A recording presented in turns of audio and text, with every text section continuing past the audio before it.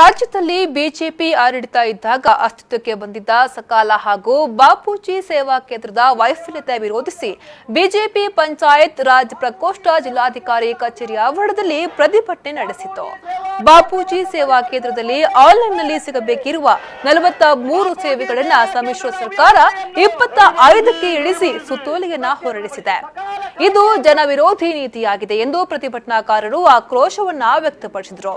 ಮಣಿಪಾಲದ Upendra pi ವೃತ್ತದಿಂದ ಮೆರವಣಿಗೆಯ ಮೂಲಕ ಸಾಗಿ ಜಿಲ್ಲಾಧಿಕಾರಿ ಪ್ರಿಯಾಂಕಾ ಮೇರಿ ಫ್ರಾನ್ಸಿಸ್ ಅವರಿಗೆ ಮನವಿಯನ್ನ ಸಲ್ಲಿಸಲಾಯಿತು. ಈ ಪ್ರತಿಭಟನೆಯಲ್ಲಿ ವಿಧಾನ ಪರಿಷತ್ ವಿಪಕ್ಷ ನಾಯಕ ಕೋಟ ಶ್ರೀನಿವಾಸ ಪೂಜಾರಿ, ಶಾಸಕ ಸುನೀಲ್ ಕುಮಾರ್, ಲಾಲಾಜಿ ಮೆಂಡನ್, ಮಾಜಿ ಸಂಸದ ಜಯಪ್ರಕಾಶ ಹೆಗ್ಡೆ ಭಾಗವಹಿಸಿದ್ರು. ಒಂದೇ ಒಂದು ಸುನೀಲ್ ಕುಮಾರ್ ಹೇಳಿದ್ರು 8 ಸೇವೆಗಳನ್ನ 10 ಸೇವೆಗಳನ್ನ ಕೊಡುವಂತ ಗ್ರಾಮ ಪಂಚಾಯತ್ ಅನ್ನು ತೋರಿಸಿಕೊಡಿ, 100 ಸೇವೆಗಳನ್ನ ಕೊಡುವ 16 ಗ್ರಾಮ ಯಾವುದೂ ಇಲ್ಲ, 99 ಇಲ್ಲ. ಒಂದು RTC ಕೊಡ್ತಾ ಇದ್ರು, RTC ಕೂಡ ಕೆಲವು ಕಡೆ ಇವತ್ತು ಬಂದಾಗುವಂತ ಪರಿಸ್ಥಿತಿಗಳಿದೆ.